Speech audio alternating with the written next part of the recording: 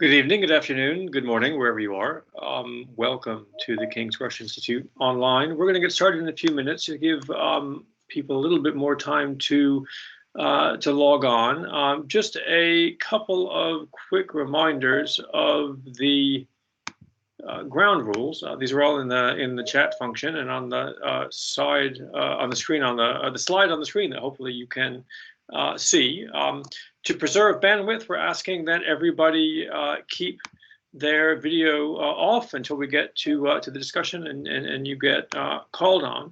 If you do have a question or a comment you want to make, please send me an asterisk or some kind of other note through the chat function, and I will call on you in turn when we get to that part of the discussion. And please do keep your microphone on mute until you're called on to speak, so that we can keep things manageable. Also, please do note that this seminar will be recorded and may be distributed on our YouTube channel after the fact. So just please bear that in mind. To give people 1 minute or so, including one of our speakers, to join us, and then we will get started. So please just sit tight. Thank you.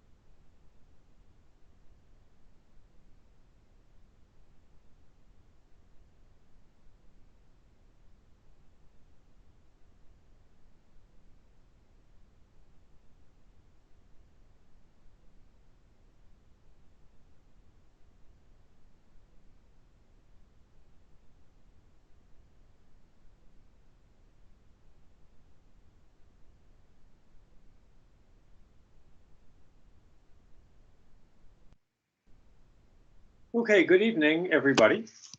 Welcome to the King's Russia Institute online, such as it is these days. My name is Sam Green. I'm the director of the Institute, joining you wherever you are from far western Surrey, which is going to pass for the King's Russia Institute for the next hour and a half or so. Very glad to have you with us this evening, as well as to have our evening's speakers. Who need very little introduction, but I will introduce them anyway. So Regina Smyth is professor of political science at Indiana University. She studies the evolution of state-society relations and state responsiveness in autocratic and transitional regimes, focusing on elections, protest, and legislative decision-making. Her most recent book, titled Elections, Protest, and Autocratic Regime Stability, Russia 2008 to 2020, is going to be out from Cambridge University Press November of this year. Gulnaz Sharafutdinova is reader in Russian politics at the King's Russia Institute here in the UK.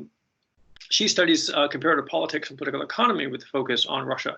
And her own forthcoming second book, The Red Mirror, is out later this year in October 2020 from Oxford University Press, and applies social identity theory to explain the success of Putin's leadership over the years in Russia. This evening, they're going to be discussing some work that they've been collaborating on recently, understanding the contours of Russia's response, both social response and political response to COVID-19, as were summarized in a policy paper that they published with Ponar's Eurasia just a couple of weeks ago. So we're very happy to have them with us this evening from Washington, D.C., where Gulnaz is, and from Bloomington, Indiana, where Regina is.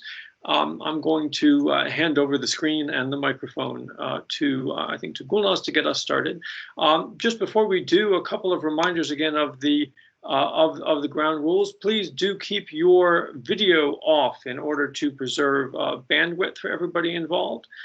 Please keep your microphones off until we get to the Q&A section at the end of the discussion. And if you have comments, questions, or anything else that you want to say, please do use the chat function to raise your hand, or otherwise let me know and I will call on everybody in turn. So I'm going to see if I can get this welcome slide off the screen and hand over to Gulnaz. Gulnaz, hopefully you're there. Yes, I'm here. Can you hear me? Yep. Great. Now I can All see. right. Hi, everyone, and thank you for joining us. Quite a new experience for me. I don't know where to look on my computer since we are not in a room with people. But also, let me start this small conversation with a disclaimer that we are not presenting findings of academic work, but really I see this more as an opportunity for us to share our observations of what's been going on in Russia and what our what we've seen, and then use Q&A period for further conversation and discussion of questions that emerge, and maybe sharing information from all the participants as well. So I'm just going to share what I've been accumulating over the last month or so, and maybe just using what I've known about the regions and about the Putin regime and the elite dynamics in Russia from the earlier studies, and some of this fit, but some of this is a very new situation. So basically, I'll take maybe 15-20 minutes to talk about three main things. I wanted to give some observations about the spread of the infection in Russia, and where we see continuities and where we see sort of accidental or unexpected, unanticipated developments. I want to talk a little bit about regional response and what are the key factors that go into regional response. And then maybe talk a little bit about elite dynamics as it is emerging. And I think there is part of speculation here. Again, we haven't done survey work, or we see what you guys see on the media as well. And I in advance I apologize for any background noise while I'm speaking. I mean, the kids are at home. I am in some lower level, so there might be a lot of movement going on upstairs, and my kids are also quite they can make their voices heard, and it's lunchtime. So with that, let me first note that with regard to the spread of the infection in Russia, Russia is not demonstrating any features of Russian exceptionalism, and some things that have been observed in other countries, in other big countries, federal states, such as the United States, for example, are observed in Russia too. And that is that the most vulnerable areas are the capital, the big cities, those that are most densely populated urban territories. And I'm going to share a slide which will demonstrate the top 15 regions in Russia according to the number of infected by coronavirus. And these slides, they are pretty small, but the point was to look at the dynamics, and they demonstrate the growth between 15th of March, 15th of April, 5th of May, and 10th of May. So let me try to do that, and then okay, let's do this slideshow. Okay, do you see it now on your screens? Yeah. What we see is that from the very beginning in March, when there were only 100 or so infected, or at least tested and found to be infected, Moscow has stood out as the epicenter. And what you see with the colors here, even if you don't see Russian, you see that these light beige color regions indicate the regions of the Central Federal District. So these are the regions surrounding Moscow, which include regions such as Bryansk and Tula and Vladimir region, Ryazan Oblast. And pretty much as we see the evolution of the spread of the infection, we see that these are highly affected regions. So it's not just Moscow and Moscow Oblast, with Moscow accounting over the past month and a half for half or over half of the infected, but we also see the regions that are surrounding Moscow that are catching the virus. But besides that, as time goes, we see also bigger cities coming in with Bashkortostan. Nizhny Novgorod also stands out as one of the top cities after Moscow, St. Petersburg, Nizhny Novgorod, but also later on Yekaterinburg comes in, if you see on May 10th, with Sverdlovsk Oblast also catching up. So that is something to be expected. The vulnerabilities for virus spread are the densely populated urban areas, which are linked with transportation links, linked to Moscow really well, with a lot of travel and things like that.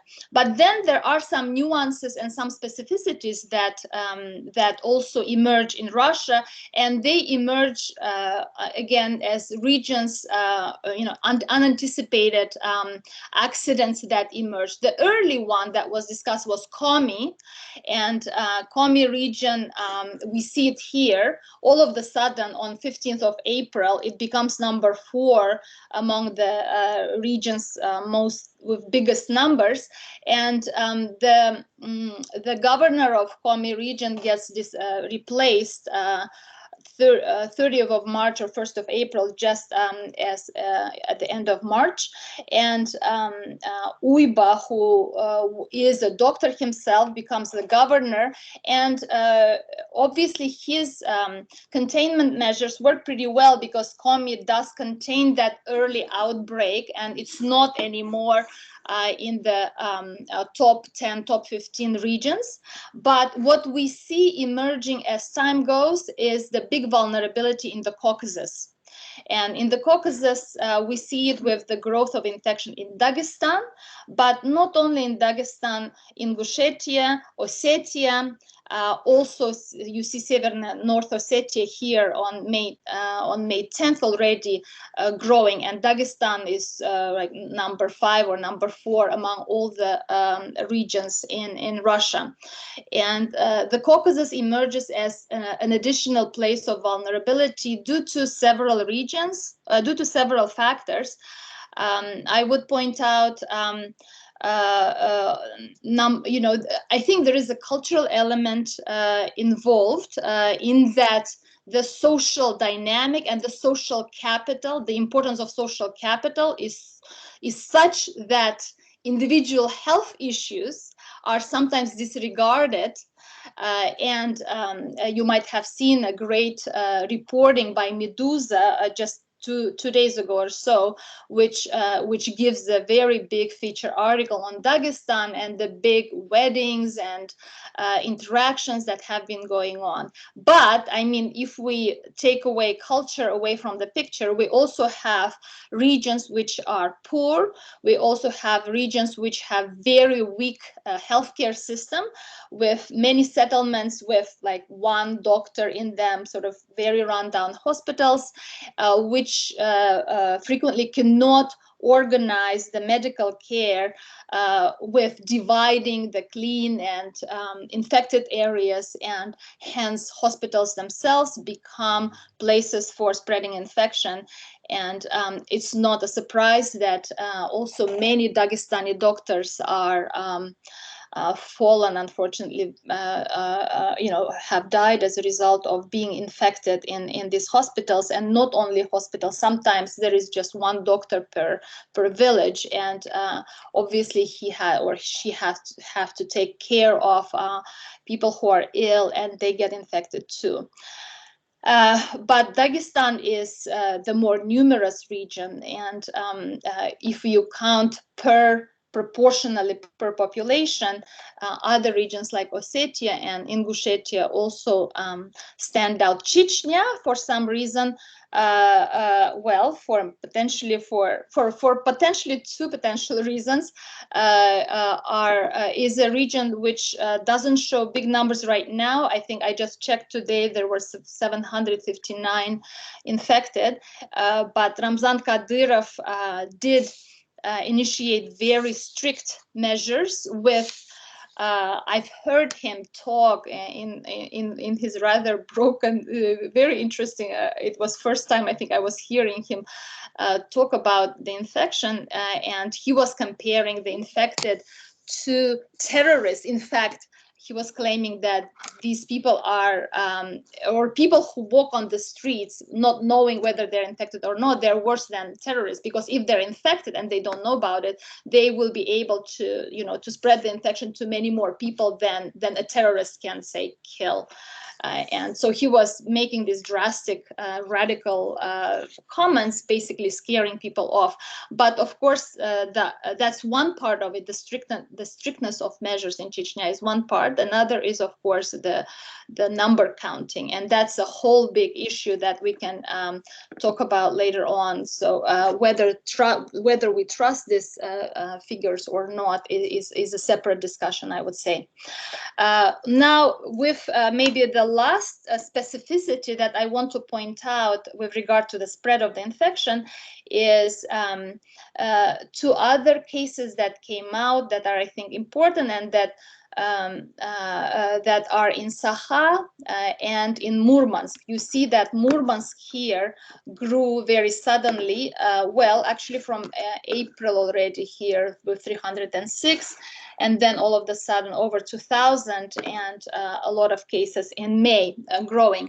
That case is linked to the workers who are working on big construction sites in Belokamenka, which is a Novatech construction site, with around 10,000 workers. These are contract workers, vakhtoviki, so-called fly-in, fly-out workers, who come to work and who live in very, again, dense, in barracks or in the housing or common housing, who go to work together, who eat together. So all their life for that month or two that they work on their shift happens in this very condensed areas. And when such an area emerges as the potential spreading factor, then that becomes a big problem. And we saw this happening before even Murmansk in Sakha, Yakutia, where Gazprom's subsidiaries are working on Chayandina oil and gas fields. So the Caucasus and these places linked to big construction or mining or oil field sites, I would point out as these additional elements that we're observing in Russia as emerging epicenters of the spread of the infection. But otherwise, the logic of how coronavirus has spread follows, the similar vulnerabilities that affect many other regions. Maybe I should point out that besides the Caucasus, the southern regions, Stavropol and Krasnodar, also have been very heavily affected. And maybe one additional point about these regions is the amount of small, individual entrepreneurs and the degree of the informal economy that is important in these regions, which means that people cannot just sit in their home, work online, but their livelihoods depend on them going out to make a living. So these informal economies, small entrepreneurial businesses, micro businesses, they're called, they, I think that's one of the additional reasons why the southern regions have been affected so heavily. Okay, so let me get out of this slide for now and move to the regional response. Many of you might have heard that the Kremlin, Putin, the presidential administration, has decided to basically distribute, devolve policymaking powers, response to coronavirus powers to the regions. And this has been variably referred to as a virus federalization, as potentially, a game-changing event in the center-periphery relationships, as that suddenly shows the emerging role and influence of regions. But at the same time, for majority of observers, it was clear that this might be linked to an attempt by the Kremlin to shift blame to the regions for the spread of the infection, for unfavorable response to it, for unpopular measures taken. And this hypothesis seems to be also working till today when we look at the dynamics, for example, between what Putin is saying and what Sobyanin is saying in Moscow, the most affected city. And I'll come to that. But we saw at the very early start of this crisis, of this pandemic, several gubernatorial replacements in 4 regions. 3 of them definitely were targeting less popular governors, and therefore sort of trying to point out the importance of the degree of trust that people have to their governors. So in Kamchatka, in Arkhangelsk, and in Komi, the governors were replaced due to their unpopularity and very low trust, regional popular trust to these governors. But then, interestingly, around mid or later in April, there were rumors that there will be, and I will use the Russian word, gubernatorapad, like listopad, that many governors will be replaced. Some Telegram channels were pointing out maybe 20 to 25 governors will be soon replaced. That didn't happen, and that those rumors sort of died away. Nowadays, the rumors concern with like 7, 8 governors. We will see what will happen, but I'll talk later on, or maybe I'll just, one of the potential reasons why these rumors and why why this might not be happening is that we see Levada center polls that demonstrate that in terms of the approval for regional governors and approval for the government and approval for the president, we see very interesting developments when, for the first time in a long time, probably since the 1990s, the approval for regional governor by people in Russia seemed to be a couple of points higher than approval for Vladimir Putin. Right, so this is a very new development, and these findings actually let me share that small graph that I have with regard to this. These findings are based on why is it not moving? Just give me a second. Right here. Yeah, authorities approval. I hope you see this with me, but the blue one is the Putin approval level. It goes down from January from around 66 to the last one that was published May 5th or something for April, brings it to about 59.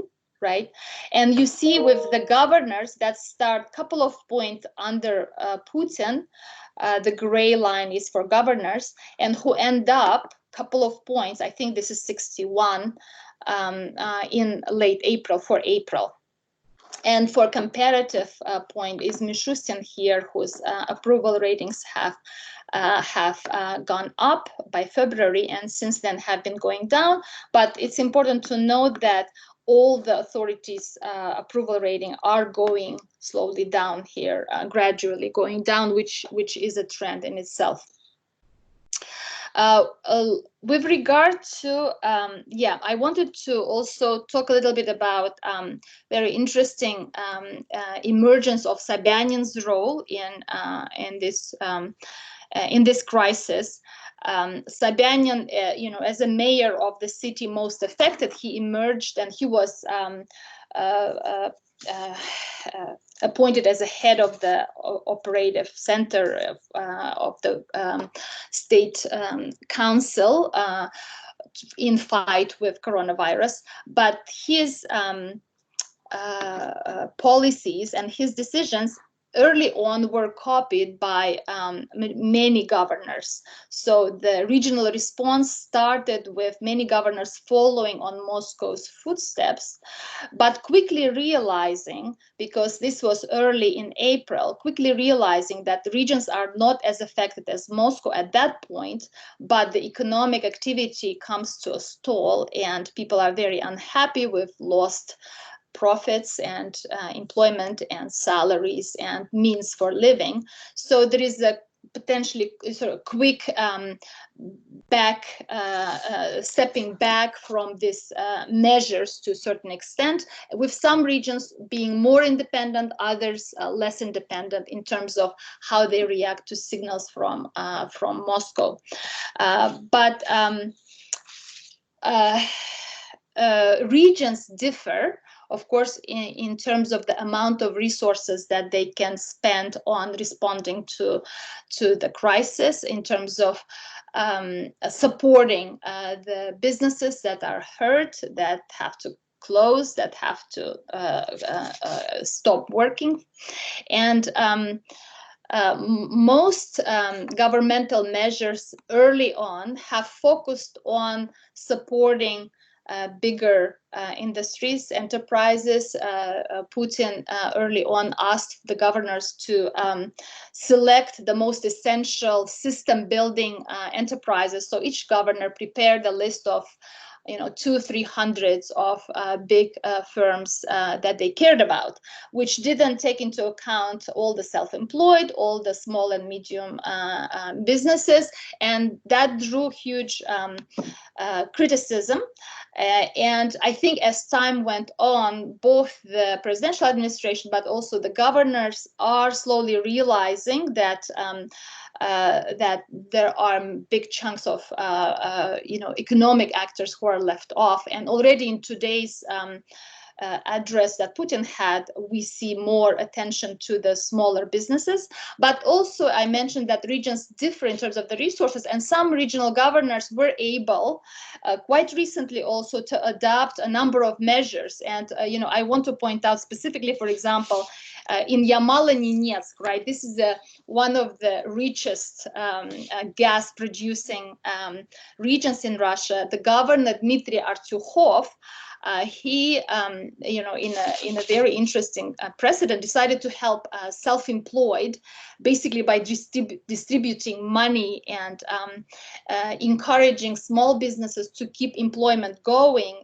And so the economists have for a long time discussed helicopter money, and whether the helicopter money or distribution of money to all the population will be done or not, with the basically the government deciding not to do that. But in Yamal-Nenetsk, Dmitry Artyukhov is trying to exactly do that, basically spreading the wealth, spread the money. But Yamal-Nenetsk is a very special case.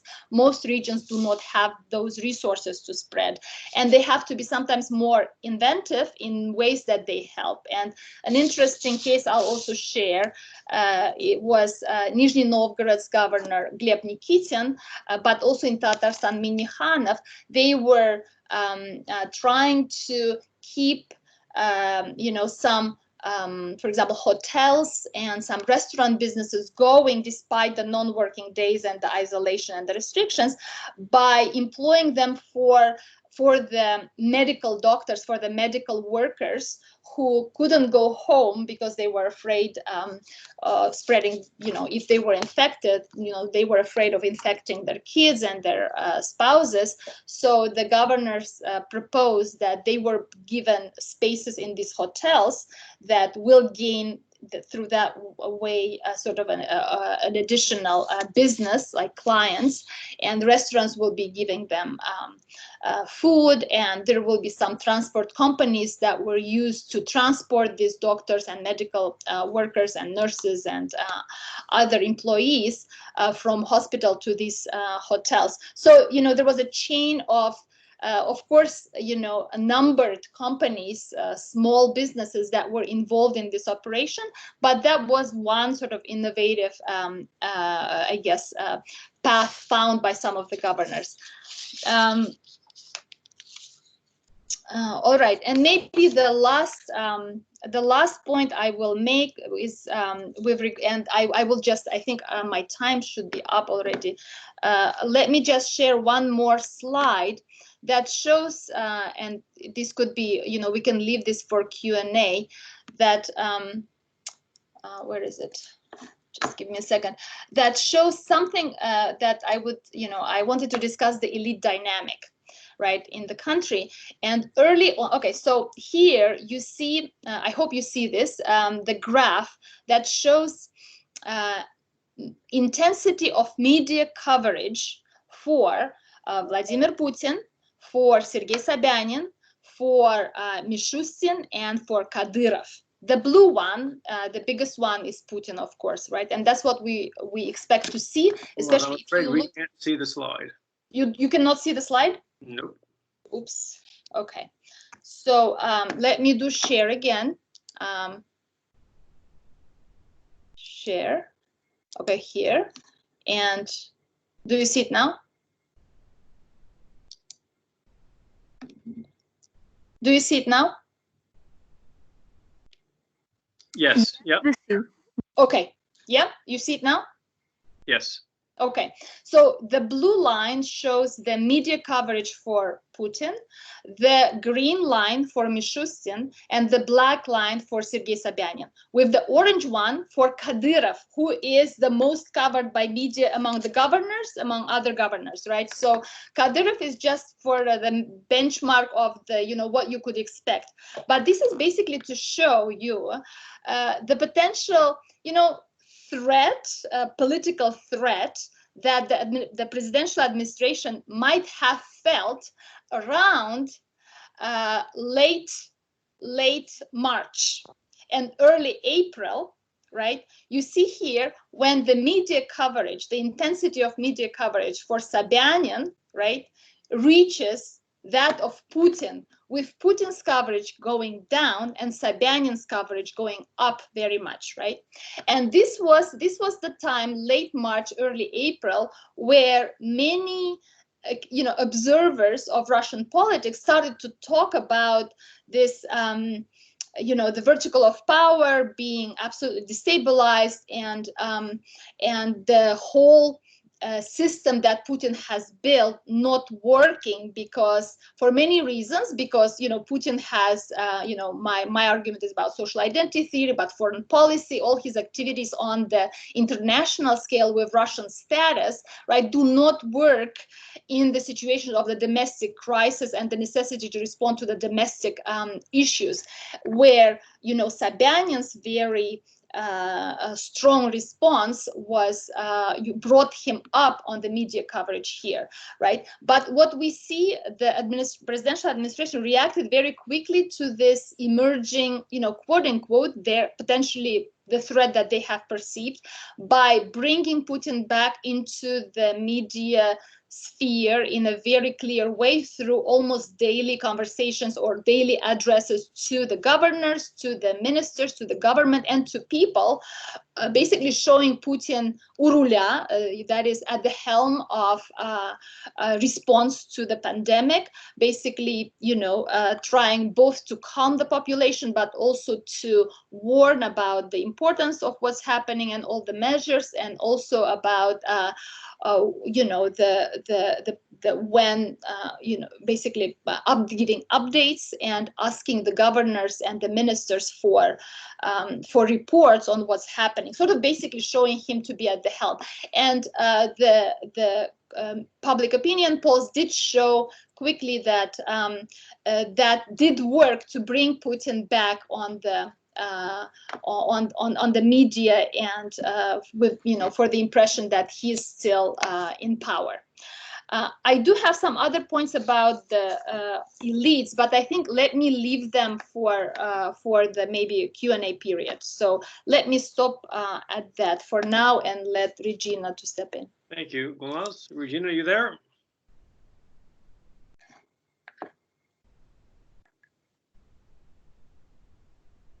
Regina, we can't hear you at the moment.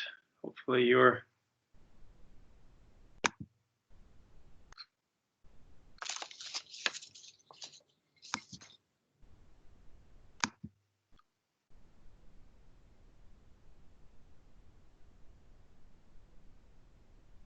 Never quite as easy online as it's meant to be.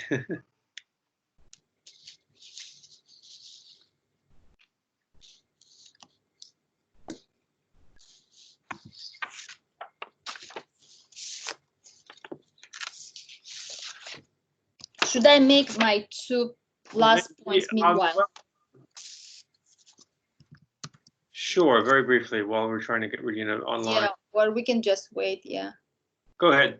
Yeah, basically, an interesting thing that's that we see oligarchs, right? I haven't seen a lot of coverage, but I just noticed that, and since I study crony capitalism, people like Deripaska, Suleiman Kerimov, Patanin have started, they are participating with their resources in assisting the governmental efforts. Basically, Suleiman Kerimov has brought money to Dagestan to help the response in terms of supporting hospitals and equipment and stuff. And with Deripaska and Patanin doing the same, Deripaska contributing to hospital building in Irkutsk, Patanin doing the same. So that's an interesting thing that I think hasn't been paid attention to yet, but in some ways it shows that the oligarchs are also trying to do what probably they think that is expected of them by the Kremlin.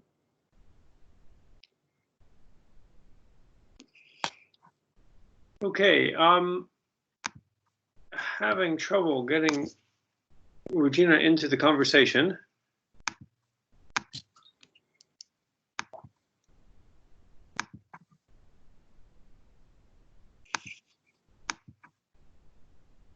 Regina, are you there? Okay, why don't we take maybe while we're trying to get Regina on, or work on the technical side of things. If I can take any first round of questions that people might have about what Gulnaz was saying. So please, just if you want to be called on, send me a note in the chat, which is that little text box function to the right side of the screen.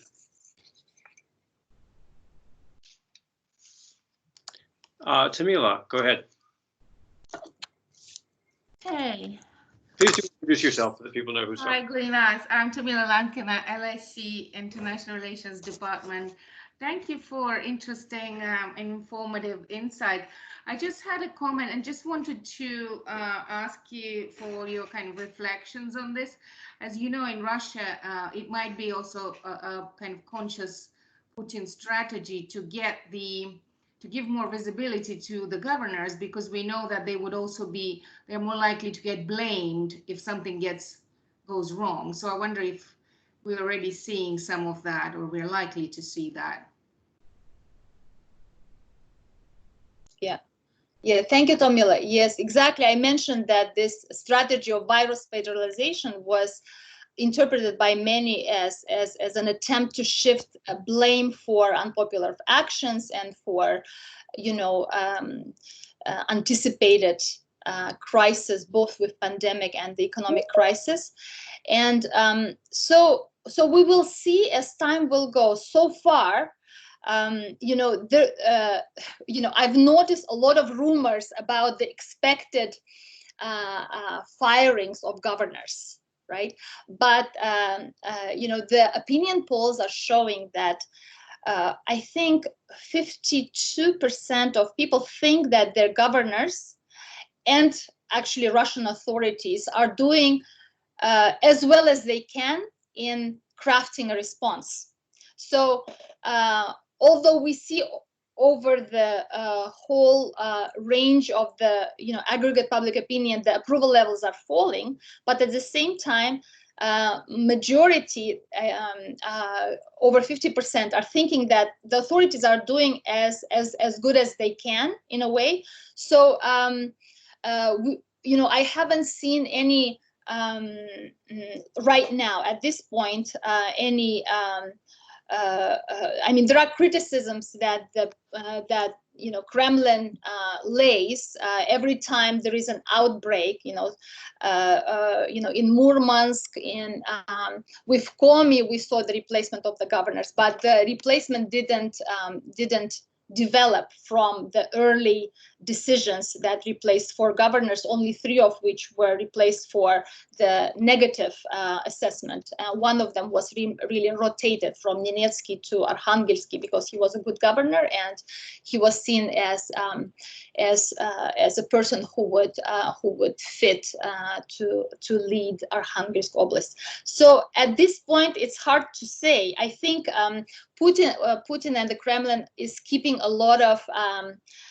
potential response mechanisms and tools in their pocket, and we see them being unfolded as time goes, because I think there is a realization that the crisis will be unfolding over time, with the very difficult times to come in the fall. So not a lot of radical measures are taken in spring, in the beginning and in the middle of the response. But what is it? Куриц кого там считают по осени, the geese are counted in the fall. So I wouldn't be surprised if a number of governors would be replaced by late spring or early fall. But at this point, I've seen there is a big criticism and lack of resources for Vladimir Sipyagin. He is, I think he's from LDPR. He leads Vladimir Oblast. So he was under attack in one of Putin's meetings. And then there is Sergei Furgal, who in Khabarovsk is also not a united Russia, and he has sometimes I've seen him mentioned in a critical point. But otherwise, I don't see at this point, there is a very strong image that the media and these presentations, the meetings of Kremlin with the governors and the ministers, the image that Putin is in control and that the others are responding to him, right? And that he can reprimand some, he can try to sort of suggest that you can do more, but we don't see measures in terms of replacing the governors right now. We see a number of ministers of health in the regions being replaced. By now, I think the number is about 11. So the regional governors are using the tactic of, blame shifting onto their government, ministers. We see that. But in terms of the regional level, gubernatorial replacement, besides what we saw at the end of March, early April, we haven't seen anything new. And I don't expect in the next couple of weeks, but things will develop. Okay. Okay, it looks like Regina's online, so we're going to try this again. Regina, tells me that your microphone is on mute.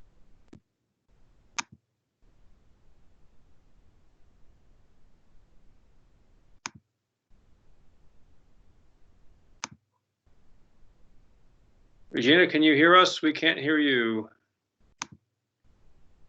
This is all unfortunate.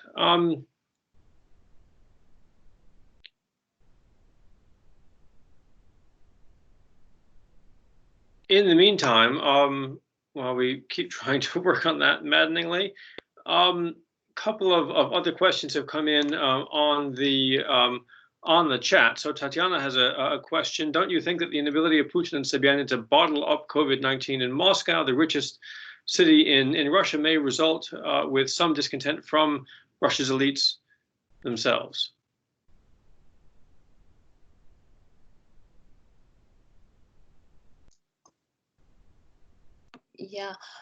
I would I think especially for the those regions that I mentioned in Central Federal District, Vladimir, Ryazan, Tula, Kaluga, which are very heavily affected, I think they definitely see Moscow as sort of the culprit, that's where the threat is coming from.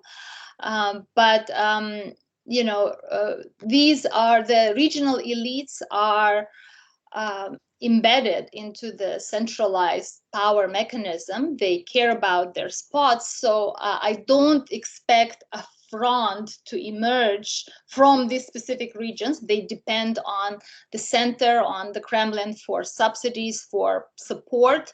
They depend on, presidential administration and the president for their positions. So I don't, they could have discontent, but I don't expect any type of revolt. On the other hand, the people, right, the population and the growth of frustration and protest sentiments in the population is, I think, expected to grow, and we have seen it already. Also, the numbers, I think the protest potential was jumped from 21 to 27. I think it was Levada, or Regina can correct me, but the protest potentials in the region is growing and probably will, I expect it to grow further.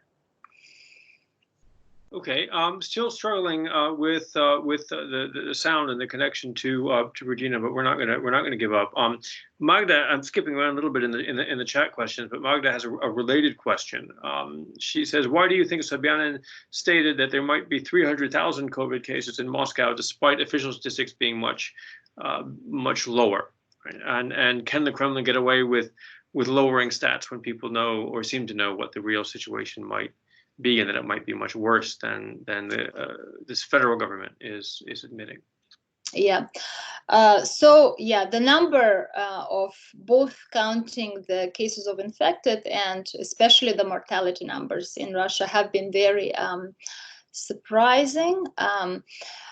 In terms of the number of COVID cases, of course, that depends on the resources that are available for testing. right? And I think what Sabanian is trying to suggest there is that we cannot, with all the resources that we have in Moscow, we cannot capture everyone who might be infected, and that the numbers therefore are much higher, right? So you need the laboratories, you need the doctors, you need a lot of testing capacity to do that, and that a statistic again might not be, you know, exceptional for Russia. It's probably in many other countries. The number, you know, in the United States, the numbers might be higher than what is officially reported. Now, the other point is the mortality statistics that in Russia has emerged as an exceptional case with, you know, there is this Dr. Мясников, who is very Kremlin oriented or pro-Kremlin, you know, just like Solovyov, but he's a doctor, and who early in April talked about the Russian miracle, that many people talk about German mortality rates being much lower relative to other countries, but in Russia it's much lower than in Germany. So that those numbers have attracted a lot of attention, especially very, very recently. My own take on this is, and I've looked at it actually in the last week, over the last week, I was looking exactly at the statistics, and my understanding is that the numbers that come from the regions are very much driven by practices in terms of mortality rates counting that have evolved over the last few years in response to Putin's May decrees, 2012 decrees, right?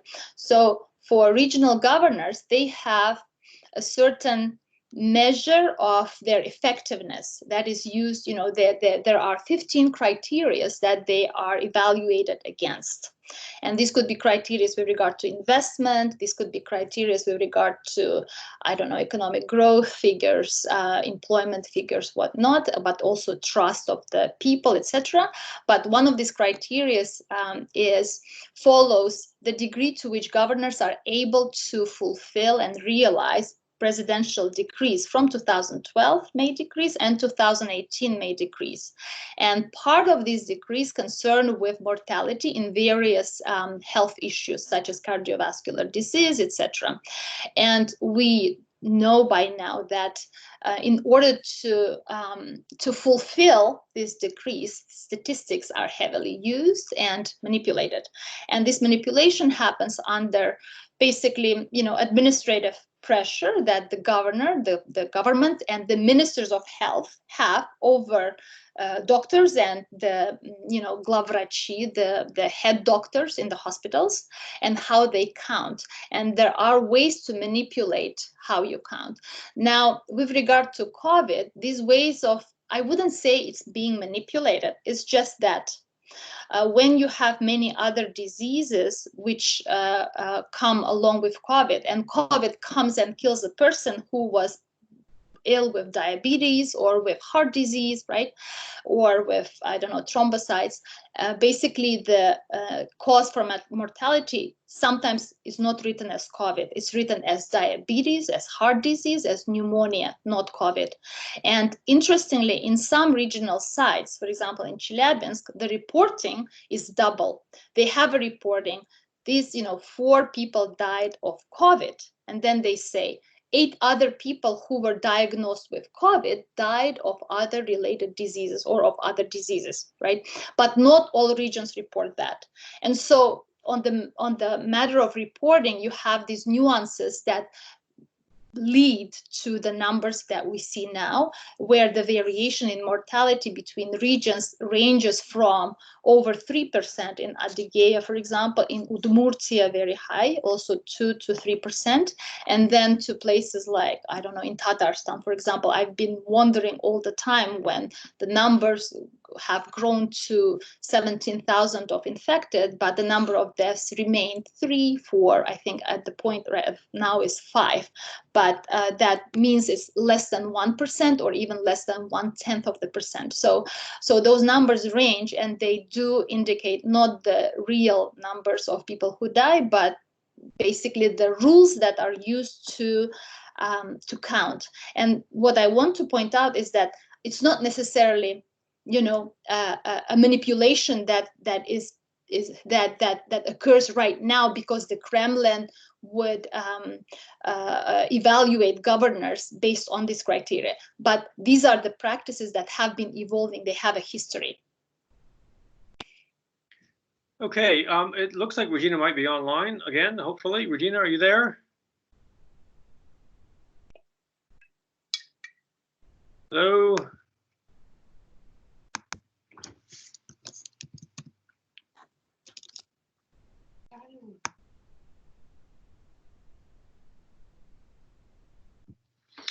Okay, so we try to keep working on that. If not, we'll have to get Regina in for a one-on-one seminar down the road. But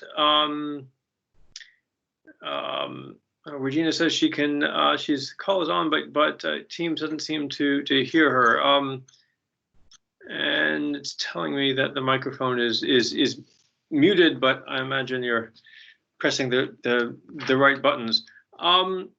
Let me read off another question in the meantime. So Alistair Church, one of our master students actually at the Russia Institute, asks about the public reaction, if there hasn't been any, to the arrest of critical doctors and the apparent suicides, referring to the spate of doctors who have mysteriously, or for various reasons, fallen out of windows tragically in recent weeks.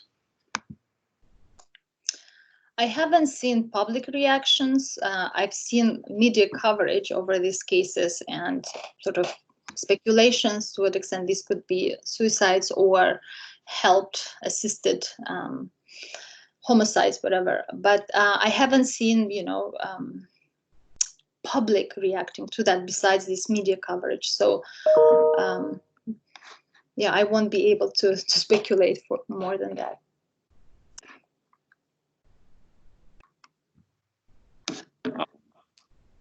Okay.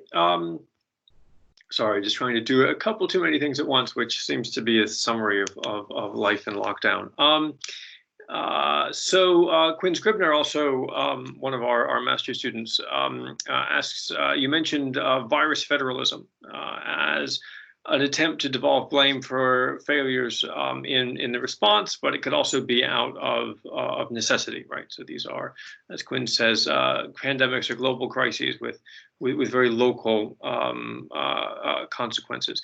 Would you expect any of these approaches to have long-term consequences for federalism in Russia, right? So Quinn asks, can we expect non-virus related political authority to remain devolved to governors in particular after the crisis subsides?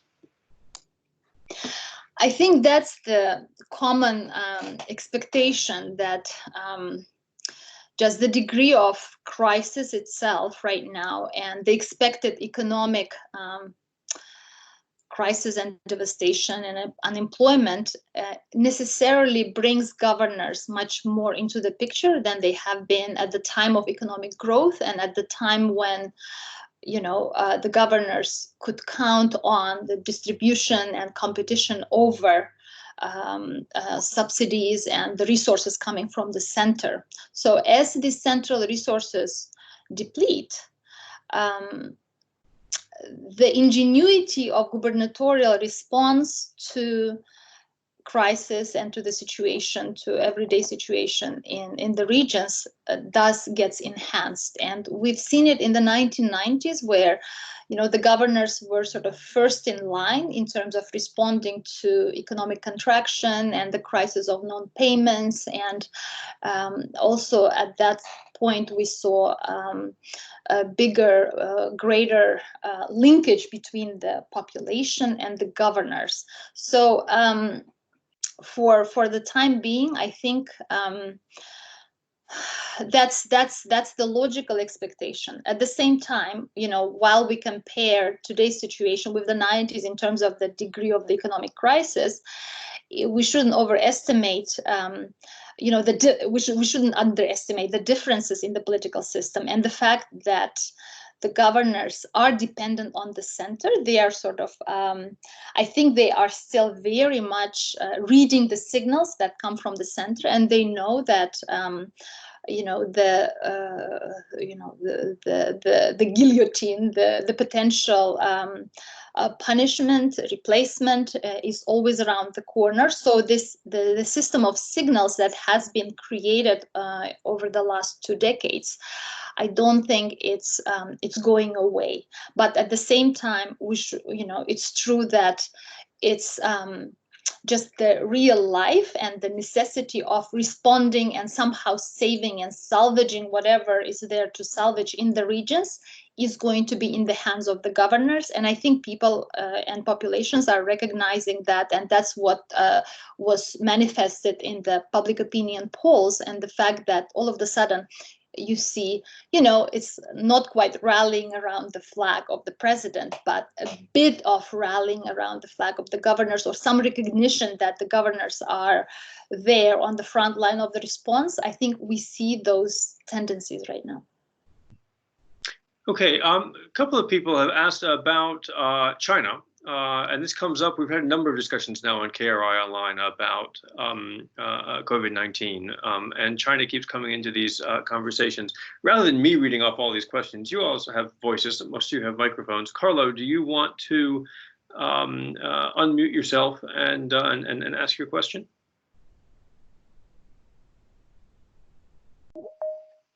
Okay, thank you. Can you hear me?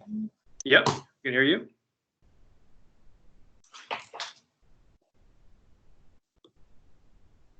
Carlo, go ahead. I'm not sure if you can hear me. I can hear you. Evidently, you can't hear me. But basically, my question was whether the crisis is affecting ordinary Russians' views of China, and also at the state level, whether Russia-China state relations are going to be affected in the future in case the Russian government is blaming this situation on China, as, for example, the presidential administration here in the US seems to be doing to some extent. Thank you. So I wouldn't be able to give you a very educated response on this because I haven't looked specifically at those questions. But from my understanding of a layperson who has heard about these things with regard to China, my understanding is that in Russia, the authoritarian response in China has been presented as, as justification for why liberal regimes might be better in responding to crisis than liberal regimes, democratic regimes like, Italy, Spain, and the United States. So from my understanding of the Russian media and its emphasis, the emphasis is on how hard and tough and bad situation is in the United States and earlier in the European countries, and how quickly China was able to contain the spread of the virus. That's number one. And I've also seen on the media, on the Russian media, responses about, there was a coverage of the American president suggesting that, the artificial origin or source of the virus in China, and that it was taken away, and that it's that it was not confirmed. So, but yeah, the bigger sentiment is about how effective China is in responding to the disease. So in a way, I think some degree of respect for such capacity, state capacity, and societal obedience, and therefore this justification of authoritarianism. I think that's one of the important lessons drawn from China in Russia. Okay, I think maybe I said about 5 times before. Do I hear Regina? I'm here. I'm so sorry. Evidently, the way that IU configures computers, they do not want us to be on these types of things. Right. So I have to change computers. We live in the world of borderless communication, right? Yes, except when your university controls your IT, I guess. So Sam, how would you like me to proceed? Shall I speak for just a couple of minutes, or we're very late in the game here? I apologize. Well, I think there's a lot of people who've been waiting to hear from you, and we very much like to hear from you. So please, weigh in on whatever you feel comfortable weighing in on. Right? Obviously, you've heard hopefully most of the conversation. I have so far. So there's been some questions asked, and Gulnaz kept plowing ahead through the technical difficulties, for which I'm immensely grateful. But I will shut up and let you say what you have to say. Okay, so thank you all for bearing with me. I'm so sorry. So one of the reasons that Gulnaz and I teamed up to think about this was that we are both, I think, regionalists at heart. And we started to think that more than has been true in the recent past, the mechanisms that we talk about regime stability are emerging as regional stories. So this is a lot of what you're already talking about. Control over the narrative is really being contested at the regional level. The movement from sort of apathetic to more active citizens is happening at the regional level. The capacity to shift blame and the power to maintain personalism are sort of all being played out differently in different regions. And Gulnaz made this point depending on the spread of the virus, people's response, the economic crisis that's to come. So I wanted to talk just a couple of minutes about what we're thinking about or observing in terms of individual response, what's driving popular response, and what does that mean for how society will continue to act. And Gulnaz and I often talk about how she focuses more on continuities, where I focus more on breaks. And here I want to say I'm going to use words like collective action and protest, but I actually think there's going to be not a dramatic or immediate shift from apathy to politicization. I think that there are a lot of forces that mediate against broad scale protests, but that there will be things that will be indicators of change.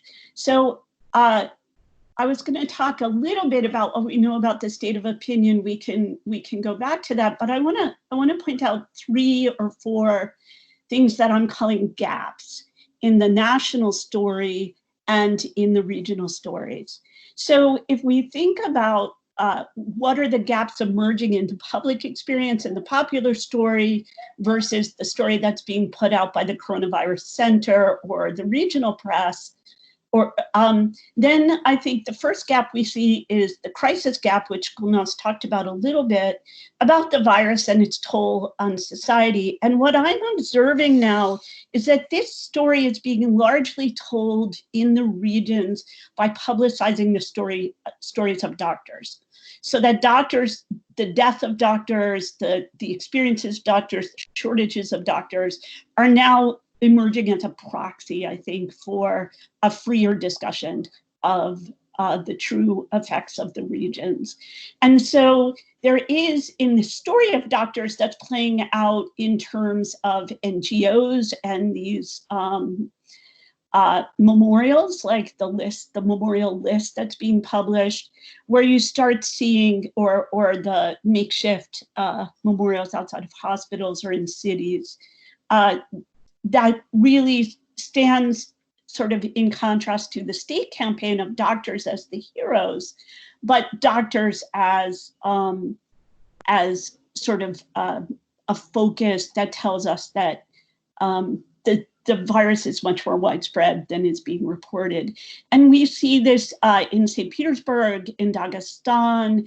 There was just a major protest in Omsk about doctors not being able to be tested. So we're seeing this gap in the crisis. We're also seeing the economic gap, the economic cost. And here you see sort of stories in Commerçant or Vietnamese about that make this sound very much like 2008. So that businesses are responding as they did in job sharing and canceling bonuses, but that people are still working. And we know, as Gulnaz already talked about, that people are much more fearful about losing jobs, that the vast 2/3 are now reporting that they are making less money. And so that's another gap. The third gap is the disappointment gap. the state response gap. And here you see a lot of positive news coming out of the center about benefits, and a lot of alternative information on social media, in the regional press, and even from opposition, both the communists and people like Navalny, talking about the fact that most of these benefits haven't been delivered. And then the last gap I want to talk about, which Gulnaz will bring attention to in terms of regional or individual data, is this trust gap. And Gulnaz pointed out that for the first time, governors look statistically more trustworthy than the center, than Vladimir Putin, but that it's small. And I want to point out that in terms of data, this doesn't give us much leverage on individual governors. So this is in aggregate in a national poll. So we don't know much about how individual regional leaders are doing relative to the center. That's a really important story not being told.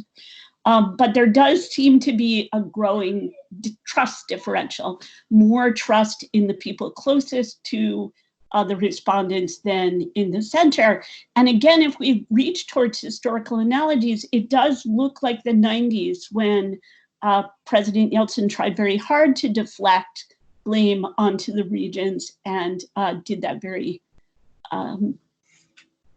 unsuccessfully. So if we think about that in terms of what does that mean for mobilization or changes in public opinion? Well, the first thing is that we see very significant online mobilization, but it varies very widely by issue. So some are protesting in favor of more sanctions or more protections for population. Others want to go back to work. We see it in the types. So we see a wide range of repertoire of protest, even online, petitions and mass protests showing up, performances, and so forth, and in relation to the state. So here's a very interesting change that we observe after the Moscow fires and some of the other crises. The state seems to understand that crisis is a catalyst for collective action. So that immediately the state stepped in and co-opted many initiatives and tried to aggregate grassroots initiatives and to claim them. In some regions, we see United Russia being a vehicle for service delivery, for volunteer actions, whether it's shopping for elderly or delivering food. There is also a more benign version of this state partnerships, where regional and city governments are partnering or providing incentives for grassroots organization, where the region is providing some infrastructure, the volunteers are coming from existing NGOs or other organizations. And then finally, we see a lot of grassroots bottom-up mobilization as well. And I think this represents a really important lesson learned by the regime about mobilization, but it also, regardless of what's going on, we do see in some of my work, we see that even this kind of state-led mobilization increases social capacity for action. So among these grassroots organizations, we see lots of different goals: to educate, to forge new discussions, to set an agenda, to mobilize or create charitable works, so we're seeing a lot of activity. And the question we might start to ask is, once the pandemic fades and the fear of being ill increases, then what are we likely to see?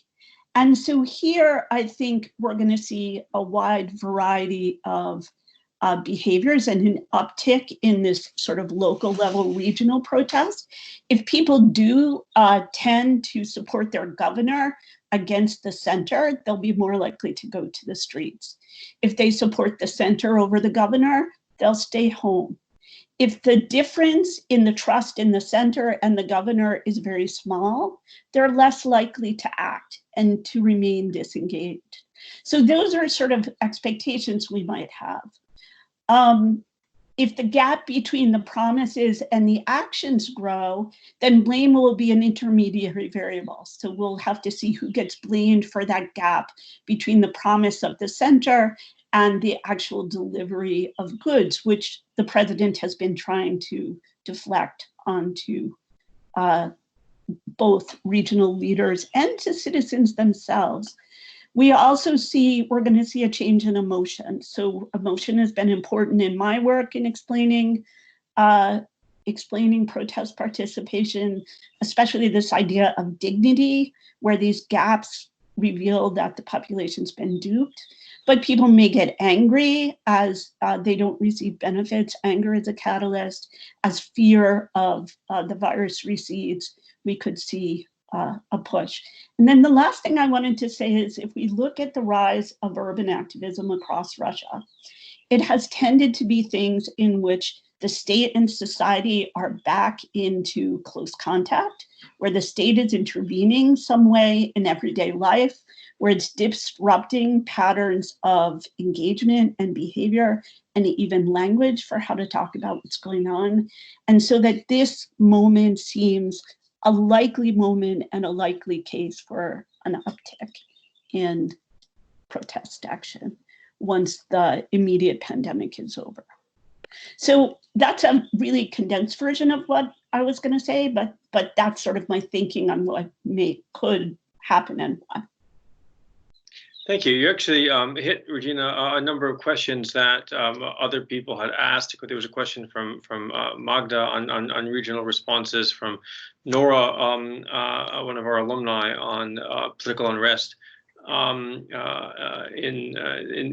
the future, and from Tatiana on also on regions and statistics and how much we should trust some of the things also that Gulnaz was talking about earlier. So now, if we take those two presentations in the round, we can invite some more questions in the 15 minutes or so that we have left. So do send me a signal if you want to put something out there. In the meantime, Samantha Sharp asks a question about Belarus, which comes totally out of left field, but then Belarus is always left field, right? So any explanation, any thoughts about what's going on there? How do we account for this rather odd behavior of Lukashenko? I have been trying to answer that question myself. How can we account for it, especially now as we see the virus come into Belarus, the cases going up, and it's very hard to explain why. I have nothing. I have nothing to explain the behavior of Lukashenko.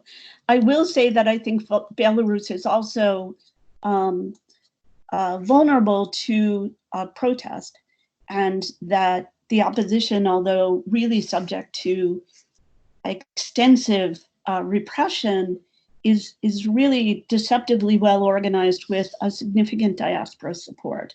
So I think this was probably a terrible strategy, and I, like all of you, are watching it very closely.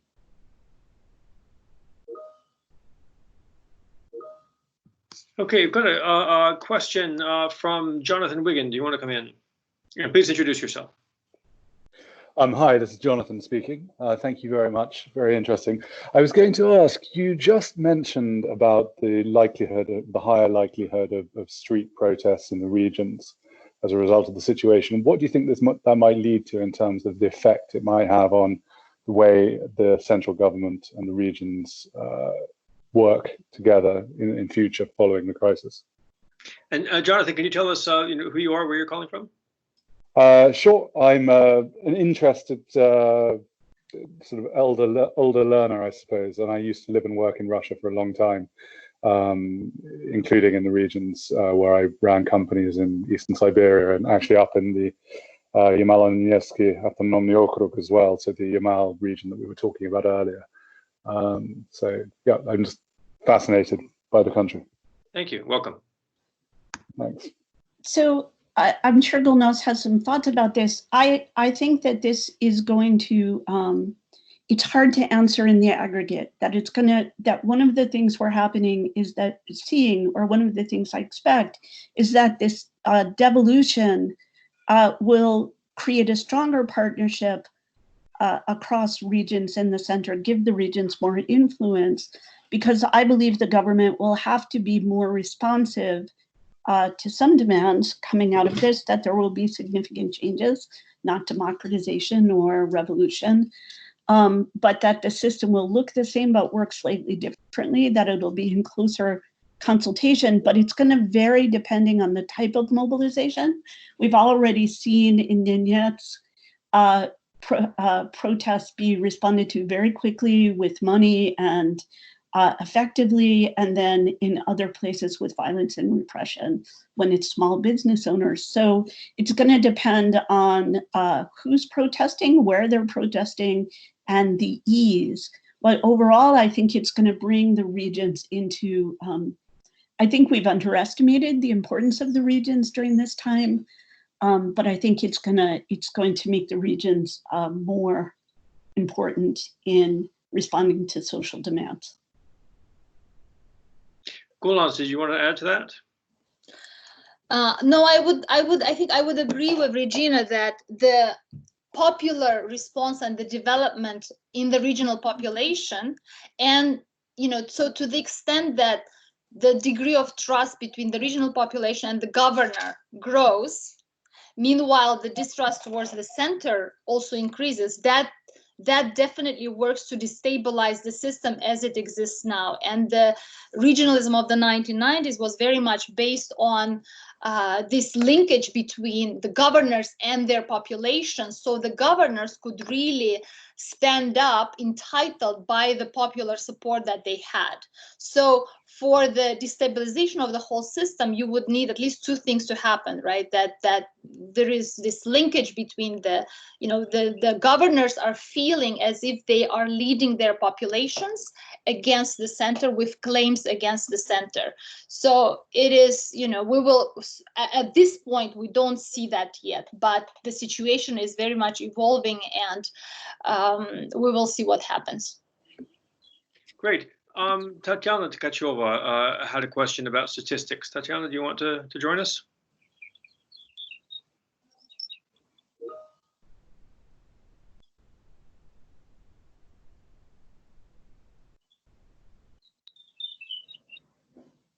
Tatiana Tkacheva had a question about statistics, and I guess while she's unmuting her microphone, I'll see if I can go back and read the original one, if I can find it, right? So she writes, there are already several considerations that the official COVID statistics in the Russian regions are significantly falsified. In particular, the trend during the most recent week shows almost the same numbers of new cases and no dispersion.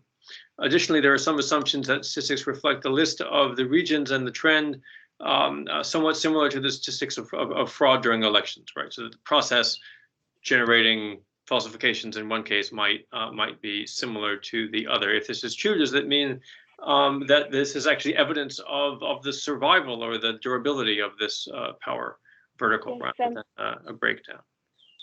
Yes, and if you hear me, I would like yes. to add some other points. Thank you. It's also the question not only about whether we should trust the statistics or not.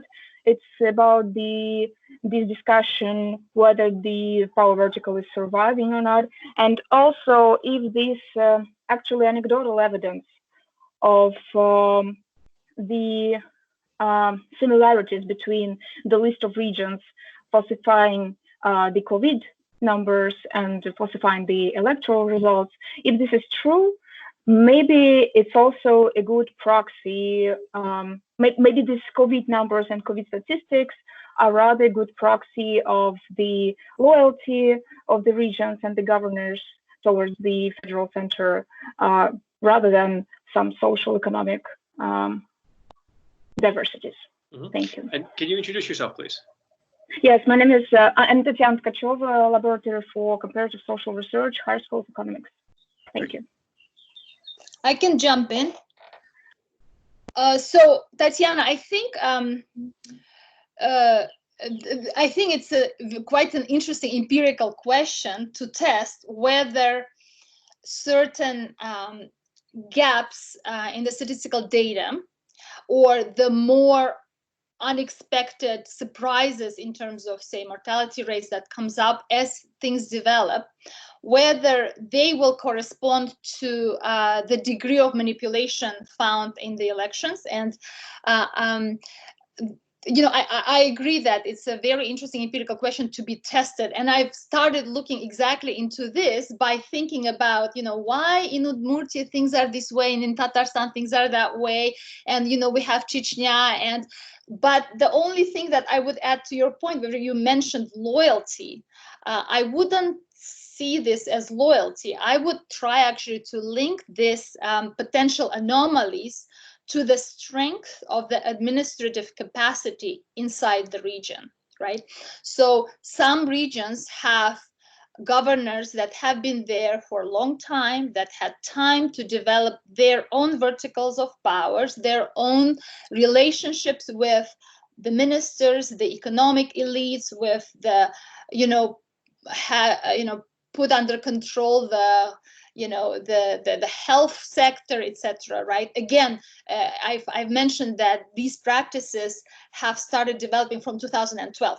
But in other regions, you have many newly appointed governors, that were appointed in 2018. There have been a very strong renewal of the gubernatorial cadres and corpus over the last few years. So in those regions where you have newer, younger governors, who also many of whom came from outside, they simply didn't have the time and sometimes the necessary linkages with the economic elites, with other, government parts of governments and sectors, to develop the administrative capacity that that other governors have. So I would not put it out as a case that might demonstrate the degree of loyalty, but I would talk about the degree of administrative resources and administrative capacities that differs across Russia's regions, and that might have something to do with how numbers are controlled and how they emerge. Regina, anything on that? Well, let me just add that that's all true. I would not quarrel with any of it, but that the trust in these sort of official numbers is revealed to be very low, and that we are starting to see some sources of the manipulation. There was a discussion in the press conference yesterday that around the globe, Russian officials expected the statistics to change because everything's being attributed to COVID in other countries that isn't really COVID related. So for example, the difference between the deaths from pneumonia versus pneumonia related COVID, or these blood-borne clotting causes of death, right? And so there is a significant, this is why I'm pointing to the doctors. If you go to websites or NGOs of regional doctors, you're seeing a lot of discussion of how statistics are being generated, why they might generate it differently, and using the death of doctors and the infection rates of doctors to show that these official rates are not accurate. So I think that, there is a national system, they're complying with the national system, it's creating misleading information in general. And that will have to be triangulating year-on deaths, which are very hard to calculate in Russia, satellite data, and other sources in order to get more accurate levels. Great. I'm going to ask another follow-up question. So we had a question earlier from Tatiana Fazulin, who's an energy consultant, asking about the elite response to the evident failure to contain the infection in Moscow. And she wanted to come back on that. Her conjecture, her hypothesis was that it is in fact the Moscow elite that may be suffering among the worst from this. Certainly those of the Russian elite who are themselves based in Moscow, which of course would be most of them, right? And this they managed to find safe places outside of the country. That's where their livelihoods are, right? So is there some extent to which we should expect a response from them in terms of the failures of the system to protect their own health and the economy on which from which they derive their wealth as well. Well, I have one very interesting small anecdote. So we're seeing schisms across the political spectrum in unexpected ways. And one place where we're seeing a really pointed debate about how to respond is within the church, right? And what's been revealed is that during Easter, there were, notoriously elites who attended church services who were caught or went to monasteries. And now there has been a spread of a very serious cells of the virus within the church in different monasteries and in different communities.